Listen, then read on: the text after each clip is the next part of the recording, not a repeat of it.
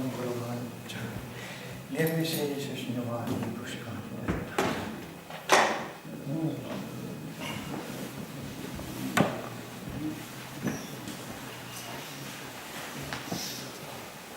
So as usually when devotees gather together, they prefer to spend their time with chanting about Krishna, Shravanam, Kirtanam, Vishnu, Smaranam. And that process cannot be stopped even by New Year. As a matter of fact, especially when the ignorance and, you could say boldly, completely meaningless events take place, devotees especially then reach out for Bhagavad Gita to bring back their sanity. There is insanity and there is sanity, believe it or not. It's not the same. So, when insanity reaches a certain level, devotees feel compelled either to immediately chant Hare Krishna or reach out for Bhagavad Gita, where as soon as you open the book, sanity prevails immediately. Each single word. There are different levels of insanity. We don't want to go now too much into this. It will be rather depressing New Year. But it's easy to document just by looking around in this society. Prabhupada said it's not difficult to find this insane person. He's standing right away next to you. And he said, and it's not difficult to find another one. You just Google, there's another one. This is the world. Depends, of course, which measure is applied. There are people who are happily insane, that's called mode of goodness. There are people who are very actively insane, that's called mode of passion. And there are people who are so insane they don't even would guess that insanity exists. And that's called mode of ignorance. So that's basically the three choices we have in the material world. Outside of that, it's a life of a devotee. And devotee means a gradual, most of the time not instant, but gradual process to come back to the state of sanity, somewhat. This body in itself is producing constantly all kinds of embarrassing situations, being under the influence of modes of nature. Fortunately, we are not this body, so it's a very dignified existence we can assume as devotees, because we can say, well, sorry, this what you see now and what you make sometimes in the most embarrassing way is the body, yeah, okay, so that's not me. So people celebrate at this occasion, actually they decided, it's a question of decision, that this is going to be now New Year. It doesn't make any sense astrologically, it doesn't make any sense even materially spoken, it was just made up the decision. They said Jesus Christ was born here, from there on we count, 1, 2, 3, 4, 5. Actually, they originally wanted to count only 1, because the prediction was made that 1 year after the disappearance of Jesus Christ, apocalyptic destruction will take place, there will be nothing left. And then Jesus himself appear and he will take us, somehow in these bodies, to heaven. That prediction was made. So, 1 year after Jesus disappeared, this was done. Even the sick people were brought to the streets and everybody looked towards the sky. When is the apocalyptic destruction coming down and Jesus will come and bring us, There's even a group of Christians, they claim the grace will open, they will also go to heaven. It's a little bit heavy, There must be some horror show going on in heaven when the grace go open and whatever is inside goes to heaven. Pretty ghastly scene. But nothing happened. So they were all frustrated, 1 year, nothing happened. And then, of course, there's always some priestly class, they go, it's in 10 years. In 10 years. Oh, sorry, it was a mistake. So after 10 years again, the same thing. They were all looking towards the sky, nothing happened. And then going, let's make Christmas out of this, or let's make New Year out of this.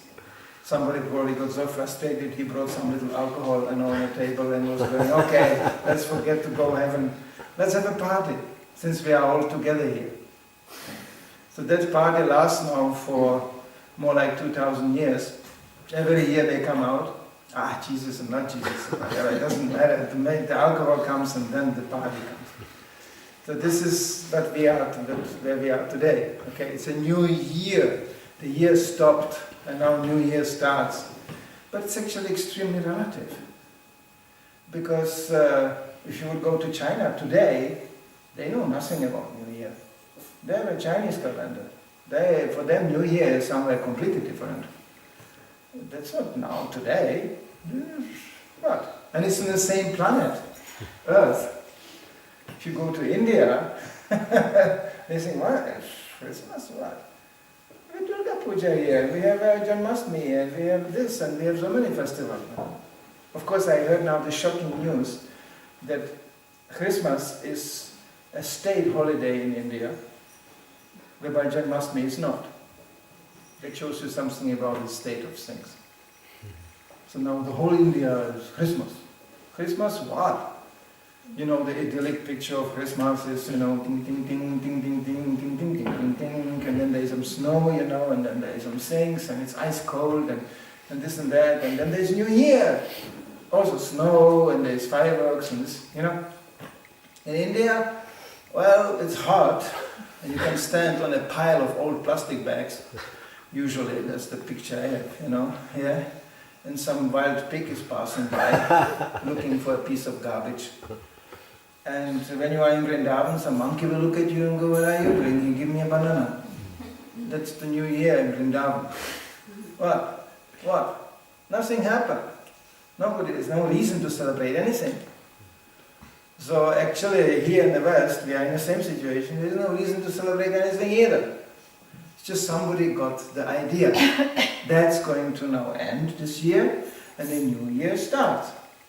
There's no really reason. I could say, well, why not in 1 week? Let's move the whole thing 1 week. Nothing would happen. It's also fine, you know, because it's just a matter of decision, whatever you decide about.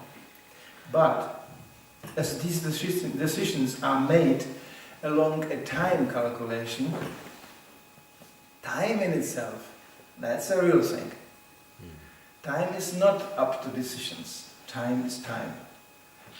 And even it takes its relative forms. Now we go, it's going to be 2015. It's just a number. You know, we could also say 2005 or 55 or who cares? It's just a number. So, but there is a time. As Prabhupada points out in one lecture, it's 7 o'clock and 30 minutes. Then he's quiet. And he goes, it's 7 o'clock and 31 minutes. And then he goes, that 1 minute you sit here and listen, you can never bring back. As one Western writer commented, there is no amount of money which can buy your past. The past is past, it's gone. You don't say, okay, hey, I give you $15 million, bring me back the past. No. That's the time. And that's the time which is interesting for a devotee. The absolute time, not the relative time here, which is decided upon. It's the absolute time. And that's the time which Krishna talks about in Bhagavad Gita. And as usually, it doesn't take long, we can learn that Krishna says, time I am, the great destroyer of the worlds, and I have come here to destroy all the people. With the exception of you, the Pandavas, all the soldiers here on this battlefield of Kurukshetra will be slain. That's Krishna's time. So Krishna goes, whatever the time may locally be, like we know, there's actually now already the firework or the celebration on this planet already started somewhere else. I think it starts in Sydney or in Australia, that's where they start, and then it goes around like this. So it's not really coordinated, you know. It's not like everybody stops and, no, it's New Year. Even then it's relative.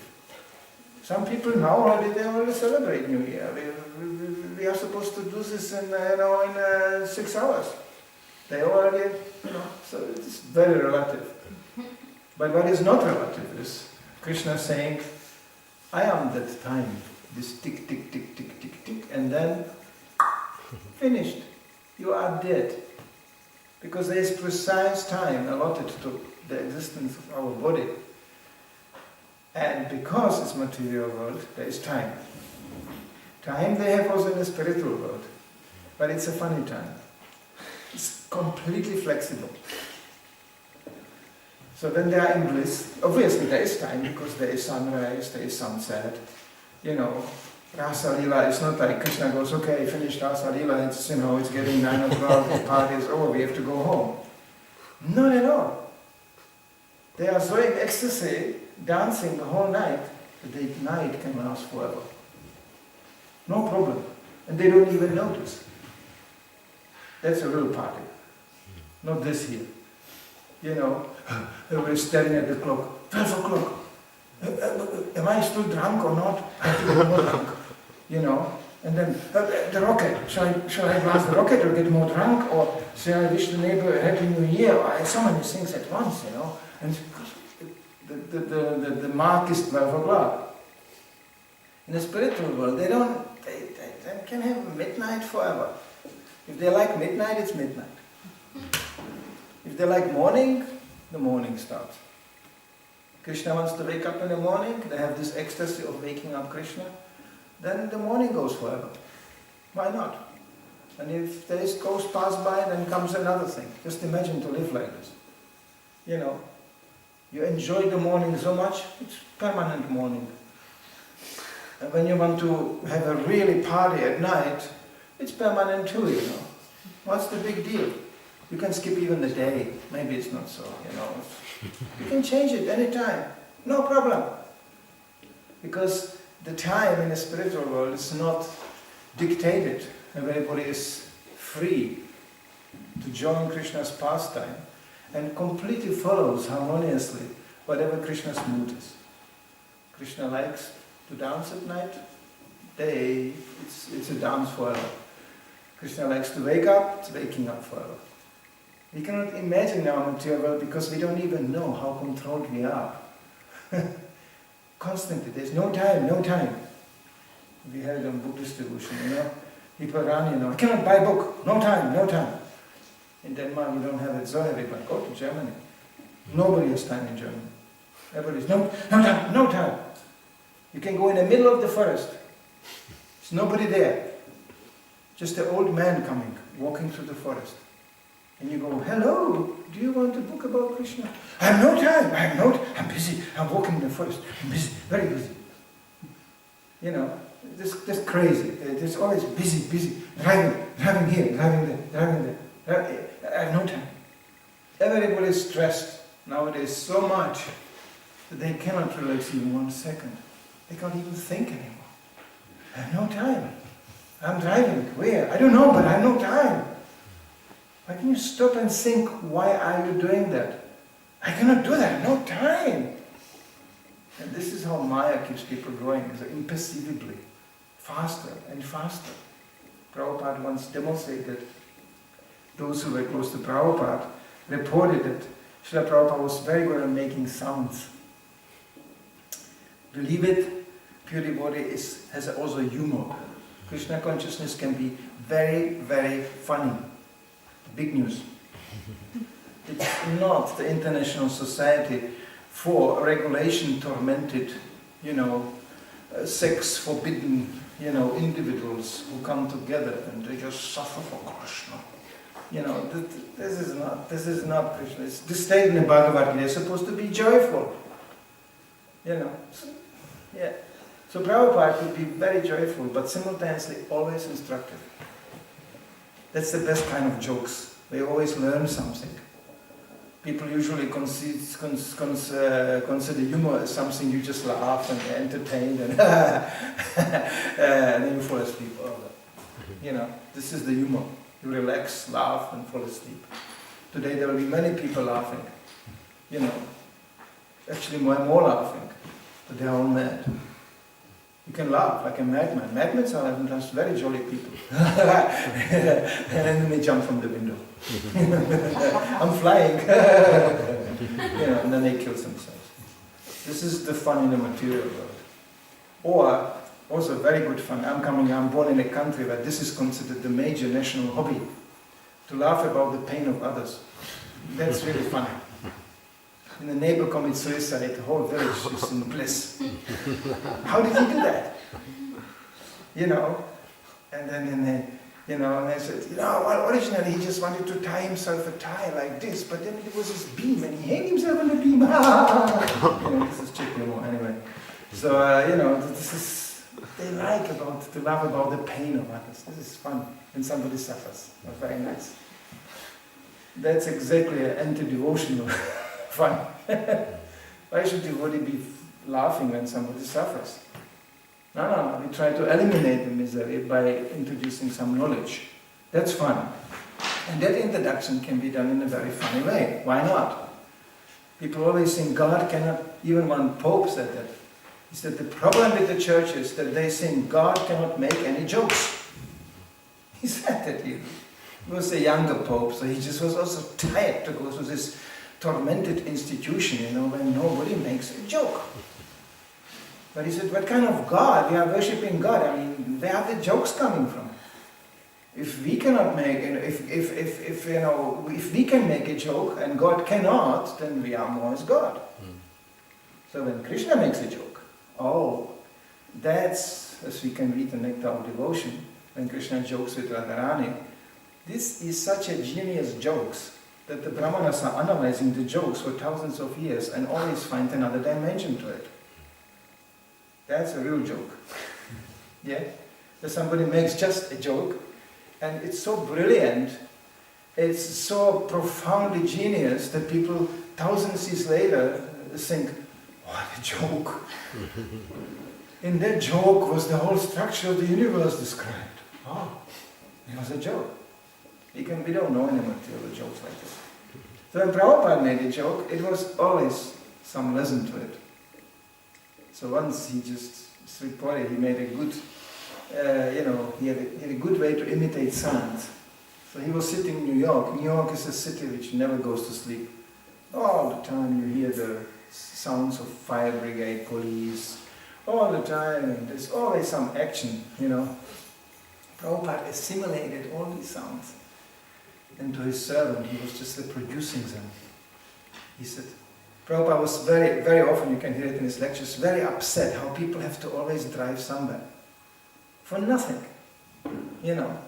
It's reported from the Commonwealth, people go in a car, sit in a car, drive around the corner, buy some cigarettes, and then go back again. I mean, walking would be faster. No, just boom, boom, boom, boom, boom, and then Prabhupada said, simply using up the petrol. So Prabhupada produced different cars and fire brigade and police, and he upgraded the whole sound. And the servant was like, wow, a whole New York sound concentrated in personality of Srila Prabhupada. And Prabhupada was just, and then his eyes went go bigger. And then, when the sound was at its peak, Prabhupada was going, and then, that's the atomic mushroom. Because that's what mode of passion always produces. Destruction at the end. You drive around faster and faster and faster, and Happy New Year, and more Happy New Year, and all Happy New Year, and at the end,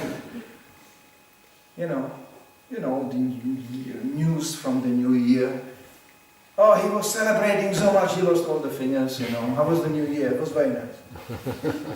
And he was so celebrating, he put the neighbor's house on fire, all the rockets, into his window, I always enjoyed Christmas like this. I grew up in Prague. So the standard Christmas sound was, first I sing silence down, and everybody says, all family members collect, and then the presents are delivered. And then very quickly you could hear the first fire brigade sound. Why? Because those days they lightened up the Christmas tree with real candles. It was not electric. So of course, a dry Christmas tree and combination of many candles and dry Christmas tree was. The next sound, which was approximately 1.5 hours later, was the ambulance.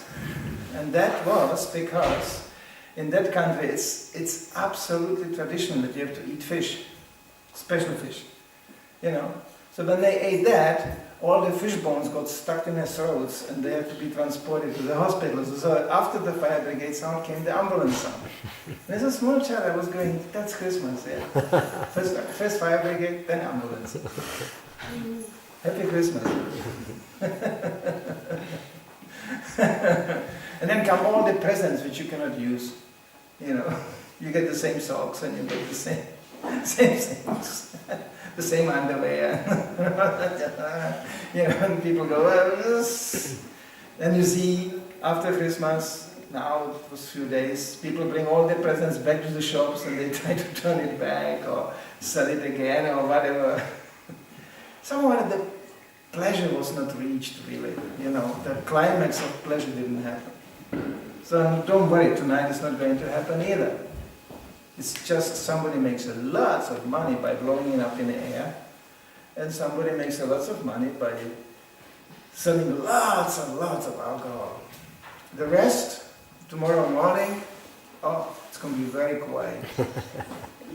You know, just garbage in the streets of Copenhagen. Lots of garbage from all the fireworks and this. And completely quiet. And everybody is in full pain.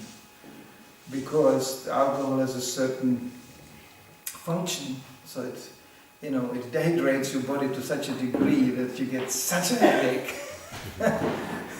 I never experienced it in my life because I never made it that far. I was not so advanced. I couldn't make it to that really hangover. It just kind of didn't happen. But I heard terrifying stories what that is. So this is the result of pleasure. So the real time we are interested in is not the New Year, but the time which is Krishna. That's interesting. Because if people would understand that they are today, midnight, whatever relative time it is, they are celebrating time. And what is the time? Prabhupada said, a baby is born, baby lived 1 year, baby died 1 year. Originally, that shouldn't be actually a reason for celebration, you know. You know, happy birthday, you died 1 year more. 1 year more closer to death. But people don't like to think like this. Not very pleasant thought, isn't it? No, but that's actually what's happening. This is the reality. People celebrate another year of destruction of their bodies, of destruction of the planet as such, because the whole universe is also a body. You know, and it also has its lifespan. You know, we get the information from Srimad Bhagavatam that the whole universe in a certain point also blows up. Especially with the assistance of Lord Shiva, who has the real fun at that time because he's in charge for destruction. So first the whole show will be, you know, flooded. Actually, lighten up, heat it up. First the heat increase, then it catches fire, very hygienic, and then flushed out, flooded, universal annihilation, then comes a new creation again. But that's everything in the material world happens like this. Whoever is born will die, and whoever dies will also be born again. That's actually the real time. So we are timing ourselves, time hour by hour, minute by minute. We are timing ourselves, you know, how long our bodies will last. Which for intelligent persons will give a rise to a rational thought. What will I do with my time? Because the time is not unlimited. No. It's very limited. So what will I do with my time? Therefore a devotee also thinks, oh yeah, I have also no time. Like example, no time to talk nonsense. You know, some people just like to talk. Many people, most of the people like just to talk. Because it's so fascinating to produce a sound, listen to it, then you think, my God, I'm a genius. You know, we like to echo ourselves, you know. And generally it's the echoing of the false ego. It means I speak and say who I am. I say something. I mean something I have to say. I don't know what, but something I will say. And then I say something. I read in a newspaper, and I saw on TV, and then I read the and then the other one goes, wow, that sounds hard. He adds his sound to it. And then at the end everybody is somewhat sounding. But there's nothing, there's no rationality to it. The information is not even verified. Nobody knows. It's always the same thing. Happy New Year, what are you going to do in New Year? The same thing. Everybody is doing exactly the same thing. I will put the rockets and I will eat this and we will drink that and at the end we will be so drunk we don't know one thing. That's the standard procedure. Everybody doing the same thing. I mean, I'm coming from a generation where that alone was very upsetting. What? Everybody is doing the same thing? Well, it's exactly what I will not do. But we didn't know what else to do. But then came Krishna consciousness. Oh, that's exactly the alternative. How not to join the herd, the crew.